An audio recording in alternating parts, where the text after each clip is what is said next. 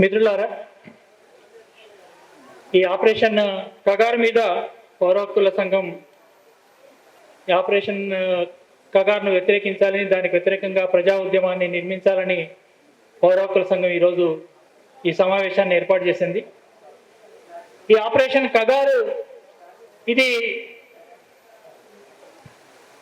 Operation అంతిమ యుద్ధం అనే పేరుతో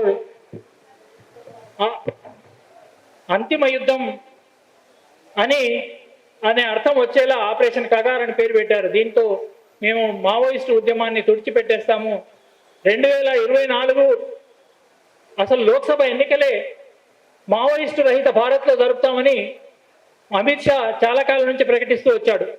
కానీ అది సాధ్యం కాలేదు. ఇప్పుడు ఆపరేషన్ కగారు ప్రారంభించి ఈ 2 ఏళ్లలో మావోయిస్టు ఉద్యమాన్ని పూర్తిగా తుదముట్టిస్తాము అనే లక్ష్యంతో ఈ ఆపరేషన్ కగారుని మొదలు పెడుతున్నామని చెప్పారు. ఈ ఆపరేషన్ కగారులో కొత్తగా ఉన్నది ఏంటి? ఇంతకుముందు వక్తలు మాట్లాడుతున్నప్పుడు ఇది ముఖ్యంగా దండకారణ్యం ఛత్తీస్గఢ్ ఈ ప్రాంతంలో ముఖ్యంగా 2004 నుంచి అంటే దాదాపు 2 దశాబ్దాలుగా వరుసగా జరుగుతున్న అణచివేతలో ఒక భాగమే ఇది. 2004లో మొదలైన సల్వాజుడు అది ఆదివాసులకు వ్యతిరేకంగా తమ కళ్ళతోటే తమ వేలు పొడిపించేటట్టు ఆ రకంగా మహేంద్ర కర్మ లాంటి వాళ్ళకి కొంతమంది ట్రైబల్ ఆదివాసీకి చెందిన పెత్తందారులు అక్కడి కొంతమంది ఆదివాసీలని ఆర్గనైజ్ చేసి ఉద్యమాన్ని తుడిచిపెట్టించాలని ప్రయత్నం చేసింది. అది అక్కడి ప్రజలు దాన్ని విజయవంతంగా తిప్పగొట్టగలిగారు. తర్వాత అది సరిపోక ఆపరేషన్ గ్రీన్ హంట్ మొదలుపెట్టారు. 2011 దాకా ఆపరేషన్ గ్రీన్ హంట్ని కొనసాగించారు. ఆపరేషన్ గ్రీన్ హంట్ ఎంతటి దుర్మార్గాలు అత్యాచారాలు జరుపుతూ పోయిందో ఆపరేషన్ గ్రీన్ హంట్ భాగంగా అంతకుముందు సల్వాజుడులో ఉన్న ఈ మూకల్ని సుప్రీంకోర్టు ఆదేశంతో సల్వాజుడుని రద్దు చేయాల్సి వస్తే వాళ్ళనే డిఆర్జీగా తర్వాత బస్తర్ ఫైటర్స్గా ఆర్గనైజ్ చేసి విచ్చలవిడిగా, అంటే వాళ్ళు ఆదివాసులే కాబట్టి వాళ్ళకు ఆదివాసీ అడవి గురించి ఆదివాసుల గురించి తెలిసిన దాన్ని ఉపయోగించుకొని సిఆర్పిఎఫ్ బిఎస్ఎఫ్ బలగాలు పెద్ద ఎత్తున కొత్త తరహాగా వాళ్ళని ట్రైనింగ్ ఇచ్చి, అంటే సిఆర్పిఎఫ్ లో కోబ్రా లాంటి బలగాలను ఏర్పాటు చేసి సశస్త్ర సీమాపల్లు బిఎస్ఎఫ్లో ఈ జంగల్ వార్ఫేర్ స్కూల్స్ ఇట్లాంటి, అంటే చాలా పెద్ద ఎత్తున ఒక యుద్ధాన్ని ఆ రోజే ప్రారంభించారు 2004 నుంచి. అప్పుడే అంటే పాలక వర్గాలు ఆదివాసులని ఎట్లా చూస్తున్నారు అనేది చూస్తే ఆనాడు చిదంబరం ఇచ్చిన ప్రకటనను చూస్తే మనకు అర్థమవుతుంది. మీరు ఆదివాసీలని సంస్కృతిని నిలిపి ఉంచాలని మాట్లాడతారు, ఆదివాసులను మ్యూజియంలో వస్తువుల్లాగా చేయాలన్నా, అక్కడ అభివృద్ధి వద్దా అని. అంటే అభివృద్ధి పేరుతో జరుగుతున్నది ఏంటి? అక్కడ ఆదివాసీలు ఈ అభివృద్ధిలో భాగం అవుతారా? అభివృద్ధి కోరుకుంటున్నారా? ఆ ఫలితాలని ఎట్లా అవుతుంది అనేది ఏమీ పట్టించకుండా, అంటే ఎంత చులకన భావం ఆదివాసీలు అంటే అది చిదంబరం వ్యాఖ్యానంలో మనకు అర్థమవుతుంది. అంటే అట్లా ఆదివాసీలని మొత్తంగా ఛత్తీస్గఢ్ అడవుల నుంచి తరలించి మైదాన ప్రాంతాల్లో శిబిరాల్లో నిలబెట్టి ఆ అడవులను తమ సొంతం చేసుకోవాలని. ఎందుకంటే అడవులంటే అక్కడ పెద్ద ఎత్తున ఖనిజ సంపద ఉంది. ఈరోజు ఆ ఖనిజ సంపద అన్నింటినీ మల్టీనేషనల్ కార్పొరేషన్స్ ఇట్లా కార్పొరేట్లకు స్వాధీనం చేయాలనే ఉద్దేశంతో అది ఆ ఆపరేషన్లను అన్నింటినీ ప్రారంభించారు. అది అట్లా ఆపరేషన్ గ్రీన్ హంట్ కూడా విజయవంతంగా అక్కడి విప్లవోద్యమము ఆదివాసీ ప్రజానీకము ఎదుర్కోగలిగారు, నిలబడగలిగారు. ఆపరేషన్ గ్రీన్ హంట్ తట్టుకొని నిలబడగలిగారు. నిజానికి ఆపరేషన్ గ్రీన్ హంట్ మీద బయట పెద్ద ఎత్తున సుప్రీం కోర్టు దగ్గర నుంచి కోర్టులో పోరాటం దగ్గర నుంచి మొదలు పెడితే, అంటే ప్రజాస్వామిక కోర్టులో చేసిన పోరాటం దగ్గర నుంచి మొదలు పెడితే బయట ప్రజల మద్దతు కూడా ఎంతో ఒక మేరకు కొనసాగింది. నిజానికి మనం సాయిబాబాని జైల్లో పెట్టడానికి ఒక ముఖ్య కారణం ఆపరేషన్ గ్రీన్ హంట్కు వ్యతిరేకంగా ఆయన చేస్తున్న ప్రచారమే. నిజానికి ఆయన మీద ఆ కేసు పెట్టి జైలుకు పెట్టక ముందు ఐబీ అధికారులు ఆయన దగ్గరికి వెళ్ళి, నువ్వు గ్రీన్ హంట్ ప్రచారాన్ని మానుకో, గ్రీన్ హంట్కు వ్యతిరేకంగా ప్రచారాన్ని మానుకో, లేకపోతే నువ్వు సుదీర్ఘకాలం నీ మీద నిర్బంధాన్ని ఎదుర్కోవాల్సి వస్తుంది అని ముందు వార్న్ చేశారు. అయినా ఆయన ఆపలేదు. దానివల్లనే ఆయన మీద అబద్ధం కేసు పెట్టి దాదాపు 2 ఏళ్ల పాటు ఆయన జైల్లో ఉండాల్సిన పరిస్థితి వచ్చింది. ఆ ఆపరేషన్ గ్రీన్ హంట్ ఓడిపోయిన తర్వాత మళ్ళీ ఇంతకుముందు నారాయణరావు అన్నట్టు 2011 నుంచి 17 వరకు మళ్ళీ ఆపరేషన్ సమాధానం, తర్వాత 17 నుంచి ప్రహార్, ఇందులో భాగంగానే తర్వాత ఇప్పుడు కొత్తగా ఆపరేషన్ కగారు అని మొన్న అక్టోబర్ 2023లో దీని గురించి మాట్లాడిన అమిత్ షా ఇది ప్రారంభిస్తున్నామని, దానికంటే ముందు సూరజ్కుండ్ల 2022లో ఒక అందరూ దేశ డీజీపీలు, హోమ్ సెక్రటరీలు వీళ్ళందరితోటి కలిసి ఒక సూరజ్కుండ్ శిబిరాన్ని ఏర్పాటు చేశారు. హర్యానాలోని సూరజ్కుండ్లో జరిపిన ఆ సమావేశంలో ఒక వికసిత్ భారత్ నిర్మించాలి, వికసిత్ భారత్ అంటే మావోయిస్టు రహిత భారత్ అని, ఒక నవ భారత్ నిర్మించాలి అని ఒక నిర్ణయం తీసుకున్నారు. అందులో భాగంగానే ఈ ఆపరేషన్ కగార్ను కూడా ప్రారంభించారు. ఈ ఆపరేషన్ కగార్ అంటే ఇది నిర్బంధం ఒకదానికి మించి స్థాయిలో మరొక స్థాయిలో చాలా ఎక్కువ పెద్ద ఎత్తున జరుగుతున్న నిర్బంధమే. అంతకు ముందు కొనసాగుతున్నదే కానీ దాని స్థాయి పెంచుతున్నటువంటి ఆపరేషన్ ఇది. ఈ ఆపరేషన్ కగారు మొదలు పెట్టడానికి విప్లవోద్యమంలో ప్రతిఘటన అవుతున్నందుకు, అంటే ఒక ఛత్తీస్గఢ్ గురించి మాత్రమే కాదు ఈ ఆపరేషన్ జార్ఖండ్లో కూడా జరుగుతుంది, బీహార్లో కూడా జరుగుతుంది. ఇక్కడ పెద్ద ఎత్తున ఇంతమంది మరణించారు కాబట్టి మనం ఈరోజు ఛత్తీస్గఢ్ ప్రత్యేకంగా దీనిలోకి వచ్చింది. కానీ ఈ ఆపరేషన్ కగారు జార్ఖండ్లో, ఛత్తీస్గఢ్లో అంతటా జరుగుతున్నది. అయితే ఈ ఛత్తీస్గఢ్లో బలగాలను మోహరించడానికి అంత టైం తీసుకోవాల్సి వచ్చింది కాబట్టి అది ముందు ఒక 3-4 నెలల కిందట ప్రారంభించాల్సింది జనవరిలో ప్రారంభించారు. ఎంత పెద్ద ఎత్తున దీని కేంద్రీకరణ అంటే బస్తర్ మొత్తంగా విపరీతమైన సైనిక బలగాలను కేంద్రీకరించడంలో భాగంగా మాడులో అయితే చాలా పెద్ద ఎత్తున కేంద్రీకరించారు. మాడు ప్రాంతం బస్తర్లో కూడా చాలా దట్టమైన అడవి ప్రాంతము, ఎత్తైన ప్రాంతంలో ఉండే ప్రాంతం, పర్వతాలు గుట్టలతో ఉండే ప్రాంతాలు. ఆ ప్రాంతంలో అంటే అక్కడ ఉండేది అది మాడు ప్రాంతం అంటే ఒక 4,000 స్క్వేర్ కిలోమీటర్ల ప్రాంతం మాత్రమే, 40,000 మంది జనాభా ఉండే ప్రాంతం మాత్రమే. ఆ 40,000 మంది జనాభా ఉండే ఆ ఆదివాసీ ప్రాంతంలో ఈరోజు 10,000 సంఖ్యలో ఈరోజు బలగాలు దింపారు. అక్కడ కొత్తగా ఈ ఆపరేషన్ కగారు ప్రారంభమైంది. అయిన తర్వాత 10,000 మందిని అక్కడ 3,000 మంది బిఎస్ఎఫ్ ఐటీబీపీ ఫోర్స్లను ఒడిశా ఇతర ప్రాంతాల నుంచి తరలించి కొత్తగా ఇవి చేస్తున్నారు. అంటే అక్కడ 7 మంది ఆదివాసీలకు బస్తరు ఈ ప్రాంతంలో 7 మంది ఆదివాసీలకు 3 పోలీసులు ఉంటున్నారు.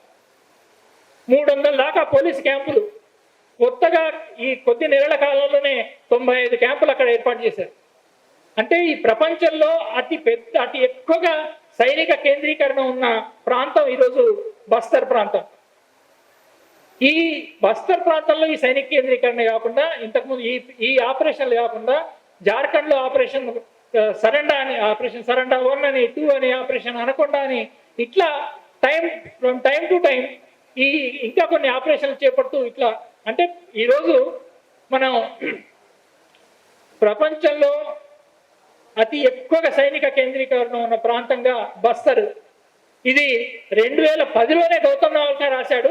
అది ఈరోజు ఇంకా ఎన్నో రెట్లు ఈ సైనిక కేంద్రీకరణ ఇక్కడ పెరిగింది. అటువంటి కేంద్రీకరణను ఈనాడు అక్కడ ఆదివాసీలు ప్రతిఘటిస్తున్నారు. ఆ కేంద్రీకరణలో భాగంగానే ఎన్నో క్యాంపులు అక్కడ కొత్త క్యాంపులు వస్తున్నాయి. ఆ క్యాంపులకు వ్యతిరేకంగా కొత్త రకమైన అంటే ఆదివాసీ పోరాటాల్లో ఆ ప్రాంతంలో కొత్త రకమైన పోరాటానికి ఒక ప్రారంభమైంది. మనకు సిలింగర్ పోరాటం గురించి తెలుసు. అది అక్కడ సిఆర్పిఎఫ్ క్యాంపులని పెట్టొద్దు అనే పోరాటం 3 ఏళ్లుగా సాగుతుంది. ఇంత సుదీర్ఘంగా ధర్నా జరుగుతున్నది భారతదేశంలో మరెక్కడా లేదు. రైతాంగ ఉద్యమం ఒక సంవత్సరంన్నర పాటు జరిగింది, కానీ ఇక్కడ 3 ఏళ్లుగా నిరంతరంగా సిలింగర్ ఉద్యమం జరుగుతుంది. ఒక్క సిలింగర్ గురించి మనకు బాగా తెలుసు, కానీ బస్తర్ ప్రాంతంలో 34 చోట్ల అటువంటి ఉద్యమాలు, ధర్నాలు ఈరోజు నెలల తరబడి, ఏళ్ల తరబడి జరుగుతున్నాయి. అంటే అక్కడ జరుగుతున్న నిర్బంధనం గురించి కాకుండా అక్కడ జరుగుతున్న ఈ ప్రతిఘటన గురించి కూడా మనం తెలుసుకోవాల్సిన అవసరం ఉంది, దాని గురించి ప్రచారం చేయాల్సిన అవసరం ఉంది. అటువంటి శాంతియుతంగా వితిన్ కోర్ట్స్ జరుగుతున్న ఉద్యమంపై కూడా కాల్పులు జరిపి ఎన్నో చోట్ల కాల్పులు, లాఠీ చార్జీలు, ఇతరత్ర అత్యాచారాలు జరుపుతూ అక్కడ నిర్బంధాన్ని ప్రయోగిస్తున్నారు. అటువంటి ఇదంతా కూడా ఆపరేషన్ కగార్లో ఇవి మరింత పెరిగిపోతున్నాయి. అట్లా అయితే ఈ ఆపరేషన్ కగార్కు 2 లక్ష్యాలు ఉన్నాయి. ఒకటి ఒక తాత్కాలికమైన లక్ష్యం, ఇంకోటి పర్మనెంట్ లక్ష్యం. ఆ తాత్కాలికమైన లక్ష్యం ఏంటి? ఈ ఆదివాసీ సంపదనంతా, ఆదివాసీ మావోయిస్టు ఉద్యమాన్ని, ఆదివాసీల ఉద్యమాన్ని, అంటే మావోయిస్టు ఉద్యమాన్ని, ఆదివాసీల ఉద్యమాన్ని విడివిడిగా చూడని అవసరం లేదు. ఆ ప్రాంతంలో 2 కలగలిసిపోయిన ఉద్యమాలు. మీ ఇతర ప్రాంతాల్లో మావోయిస్టులు లేని చోట్ల కూడా ఎన్నో చోట్ల ఆదివాసీలకు అస్తిత్వ పోరాటాలు జరుగుతున్నాయి. అదే ఛత్తీస్గఢ్లో హస్దేవ్ అరణ్యంలో పెద్ద ఎత్తున ఈరోజు ఎన్నో నెలలుగా అక్కడ పోరాటం జరుగుతున్నాయి. హస్దేవ్ అరణ్యాన్ని 1,75,000 ఎకరాలను అక్కడ బొగ్గు గనులను అదానికి అప్పగించేందుకు అక్కడ విపరీతంగా నిర్బంధాన్ని కొనసాగిస్తూ అక్కడ కూడా 1,75,000 హెక్టార్లను, అంటే దాదాపు ఒక జిల్లా అంత ప్రాంతాన్ని, అడవుల్ని, అది అత్యంత దట్టమైన అడవి ప్రాంతాన్ని అదానికి అప్పగించి అక్కడి బొగ్గు వెలికి తీయడానికి, అంటే ఆ అడవుల్ని రోజు 100 ఎకరాలని అట్లా పెద్ద పెద్ద యంత్రాలతోటి కొట్టేస్తున్నారు. నిజానికి ఆ చెట్ల సంపద దాన్ని అంతా తీయడం అదొక పెద్ద స్కామ్. దాని గురించి కాదు, కానీ అంటే ఇట్లా అది మావోయిస్టు ఉద్యమం ఉన్న ప్రాంతం ఏం కాదు. అయితే భూమి ఖనిజాలు ఎక్కడ ఉంటే అక్కడ ఆ ఖనిజాల కోసం, అంటే ఇప్పుడు ఛత్తీస్గఢ్లో ఈ 10 ఏళ్ల కాలంలో 10 లక్షల కోట్ల విలువైన సంపద, కార్పొరేట్ సంపద అక్కడ ఇంత ఉద్యమం జరుగుతున్నప్పటికీ ఉద్యమం లేని ప్రాంతాల్లో ఉద్యమ ప్రాంతాల్లో అంతా కలిపి అంత సంపద అక్కడ కార్పొరేట్లకు అందింది. దాన్ని ఇంకా పెద్ద ఎత్తున దోచుకోవాలనుకోవడం, దానికోసం మావోయిస్టు ఉద్యమం చాలా బలమైన అడ్డంకిగా ఉంది. అంటే స్థానికంగా అక్కడ ఉన్న ఒక అడ్డంకి మాత్రమే కాదు, ఆ ఉద్యమం ఇతర ప్రాంతాల్లో కూడా పరోక్షంగానైనా సరే అది ఒక ప్రేరణగా, ఒక ఫోకస్గా, ఒక ఫోకల్ కేంద్రంగా ఆదివాసీ ప్రాంతాలన్నిటికీ పనిచేస్తుంది. అందు గురించి కూడా ఆ ఉద్యమాన్ని సమూలంగా తుడిచిపెట్టాలని కార్పొరేట్ ప్రభుత్వం, మోదీ శాల ప్రభుత్వము, ఏ ప్రభుత్వం వచ్చినా సరే అది దానికోసం చేస్తూ ఉన్నారు. అంటే మన్మోహన్ సింగ్ ఆనాడే 2004లోనే మావోయిస్టు భారతదేశానికి ఇంటర్నల్ గా అతిపెద్ద శత్రువు అని ప్రకటించిన నాటి నుంచి చూస్తే నిరంతరంగా ఈ యుద్ధం, ఈ దాడులు కొనసాగుతున్నాయి. ఇంతకుముందే సజయ మాట్లాడినట్టు ఇది ఆ ఉద్యమం ఆదివాసుల హక్కుల కొరకు మాత్రమే కాదు, అది అక్కడ జరుగుతున్నది పర్యావరణం గురించి కూడా. ప్రతి చోట ఒకసారి విశాఖపట్నం ప్రాంతాల్లో మమ్మల్ని చింతపల్లికి తీసుకెళ్తున్నప్పుడు, ఇగో మీ వల్ల చూడండి, ఇక్కడ మీరు లేకపోయింటే ఇక్కడ ఎంత మంచి పర్యాటక ప్రాంతం అయిండేది ఇది అని అంటే, మావోయిస్టులే లేకపోతే, ఉద్యమే లేకపోతే ఇక్కడ పర్యాటక ప్రాంతం కాదు, ఇది బాక్సైట్ తోటి మొత్తం ఎర్రగా అది ఇదైపోయి ఇక్కడ ఎవరు అడుగు పెట్టలేని పరిస్థితి ఉండేది అని జవాబు చెప్పినటువంటిది. అంటే అట్లా, అంటే అభివృద్ధి పేరుతోటి మిగతా ప్రపంచాన్ని, అంటే అక్కడ మరి దేశంలో అభివృద్ధి అవసరం లేదా? మినరల్స్ అక్కడ ఉంటే అది పోయి వెలికి తీయాల్సిన అవసరం లేదా? ఈ అభివృద్ధి మిగిలిన వాళ్ళకి మొత్తం దేశ సంపద కదా అది అని చెప్తూ మిగిలిన మధ్యతరగతి ప్రజల్ని, యూనివర్సిటీలో విద్యార్థుల్ని, వాళ్ళని ఒక భ్రమకు లోను చేసే ఒక తప్పుడు దీనికి మరి ఆ అభివృద్ధిలో ఆదివాసీలు భాగం అయ్యేది ఎట్లా? అందుకే అక్కడ తాము భాగం కాని ఆ అభివృద్ధిలో దాన్ని ప్రతిఘటిస్తున్నారు అక్కడ. ఇది తాత్కాలిక ప్రయోజనం పాలక వర్గాలకు. అది కాకుండా ఇంకా శాశ్వతంగా మావోయిస్టు ఉద్యమం ఈరోజు ముఖ్యంగా అడవులకు పరిమితమైన ఆదివాసీ ఉద్యమంగా ఉండొచ్చు, కానీ ఇది అంత మేరకే పరిమితం కాదు. దీని ప్రభావం తప్పనిసరిగా ఇతర ప్రాంతాల మీద, ఇతర సెక్షన్ల మీద, ఇతర పీడిత ప్రజల మీద తప్పనిసరిగా ఉంటుంది అనే అంచనా పాలక వర్గాలకు ఉంది. అందుకే బయటి ప్రాంతాల్లో కూడా కనీస ప్రజాస్వామ్య ఉద్యమాలు ఎక్కడ వచ్చినా, ఏ పౌర హక్కుల తరఫున కార్యక్రమాలు నడిచినా, ఏ ప్రగతిశీల కార్యక్రమాలు నడిచినా దాని మీద ఉక్కుపాదం మోల్పాలని అనుకుంటున్నారు. ఎందుకంటే ఇది అన్నీ కూడా అంటే తాము ఏ పాలసీలు అవలంబిస్తున్నాయి అనేది ఈ భారత పాలక వర్గాలకు ఖచ్చితంగా తెలుసు. అంటే తాము అవలంబించే పాలసీలు ఈ దేశంలో నిరుద్యోగానికి కానీ, ఈ దేశంలో పేదరికానికి కానీ, ఈ దేశంలో పెరుగుతున్న అసమానత్వాన్ని కానీ తగ్గించేవి కావు, పెంచేవి. దానికి తప్పనిసరిగా ప్రతిఘటన పెరుగుతుంది, పోరాటాలు పెరుగుతాయి. ఆ పోరాటాలకు ఈ విప్లవోద్యమం అనేది ఒక ఫోకల్ కేంద్రంగా పనిచేయడానికి అవకాశం ఉంది. కాబట్టి దాన్ని సమూలంగా తుడిచివేయాలి అనే ఒక దీర్ఘకాలిక లక్ష్యం కూడా ఈ ఆపరేషన్ కగారుకు, ఈ విప్లవోద్యమానికి ఉంది. కాబట్టి ఈ పరిమిత లక్ష్యాన్ని కానీ ఇంతకుముందు మనం అంటే ఇక్కడ పర్యావరణ సమస్య ఉంది, ఇక్కడ మానవ హక్కుల సమస్య ఉంది, శాశ్వతమైన ఒక రాజకీయ సమస్య ఉంది. వీటన్నిటినీ మనం ప్రజల్లోకి తీసుకెళ్లాల్సిన అవసరం ఉంది. ఇక్కడ ఒక చిన్న 2-3 విషయాలు చెప్పి నేను ముగిస్తాను.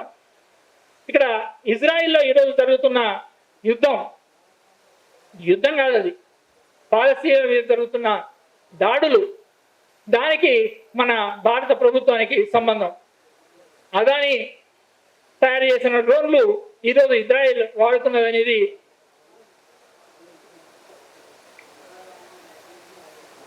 మనకు వార్తా పత్రికల ద్వారా తెలుస్తున్నది.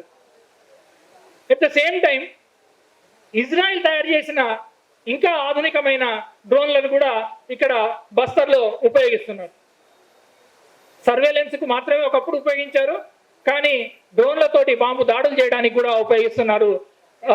కనీసం ఇప్పటిదాకా 5 సార్లు అటువంటి డ్రోన్ల దాడులు పెద్ద ఎత్తున జరుగుతున్నాయి. ఈ డ్రోన్ల దాడుల్లో గ్రామాల మీద, ఒక్కొక్క గ్రామం మీద 2-3 సార్లు 3 సార్లు కూడా జరిగాయి. ఇది అంతర్జాతీయ న్యాయ సూత్రాలకు, జెనీవా కన్వెన్షన్ ఇట్లాంటి వాటి అన్నిటికీ వ్యతిరేకమైంది. ఇది పౌర హక్కుల కోణంలో జరుగుతున్న ఉల్లంఘన ఇది.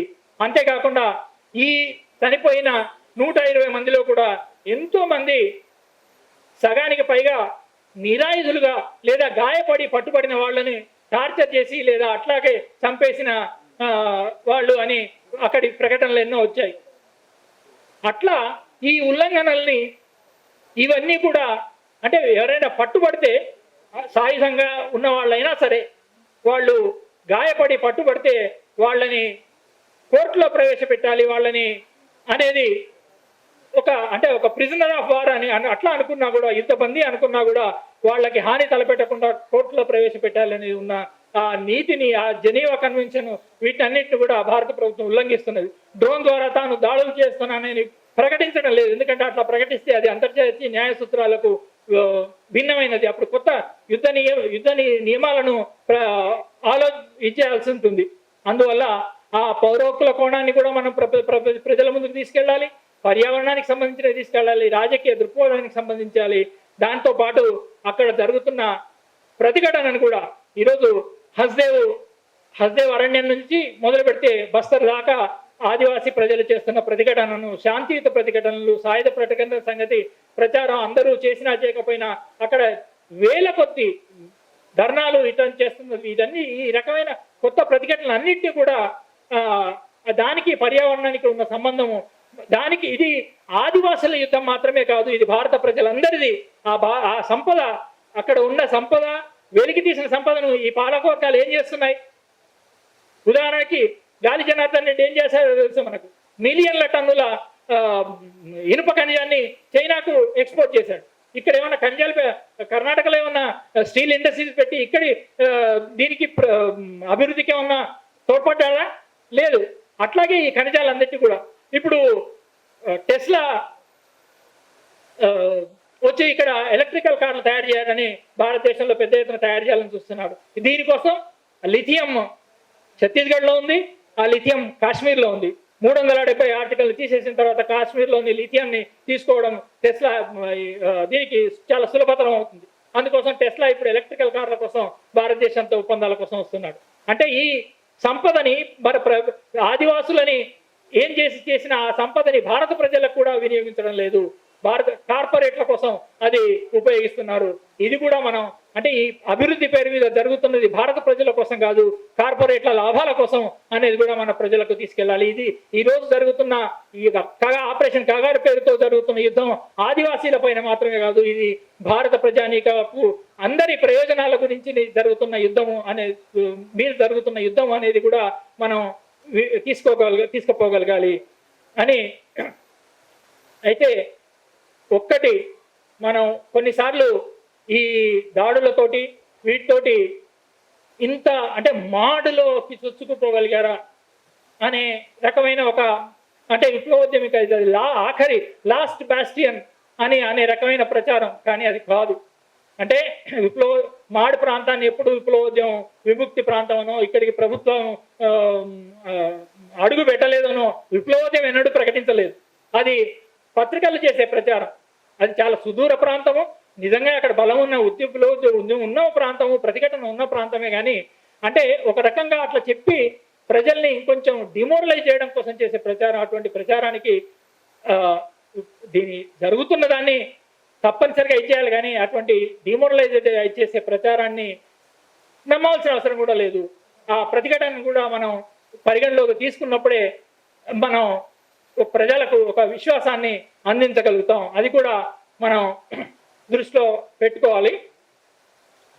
ఇంకా ఎట్లయితే ఒక్కొక్కసారి మనకు అనిపిస్తూ ఉంటుంది ఏమి ఎక్కడ కదలికలు లేవే అని, కానీ ఈ సందర్భంలో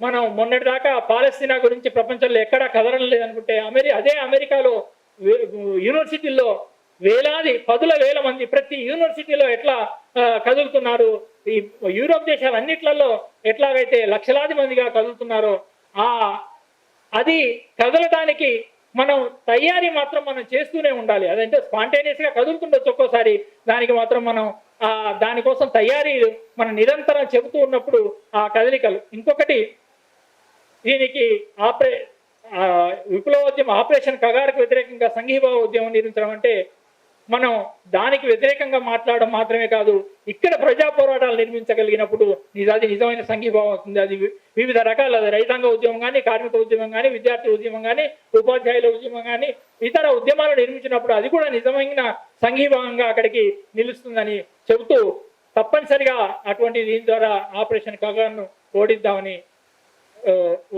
ఓడించగలుగుతాము అనే దృఢ విశ్వాసంతో సెలవు తీసుకుంటాం.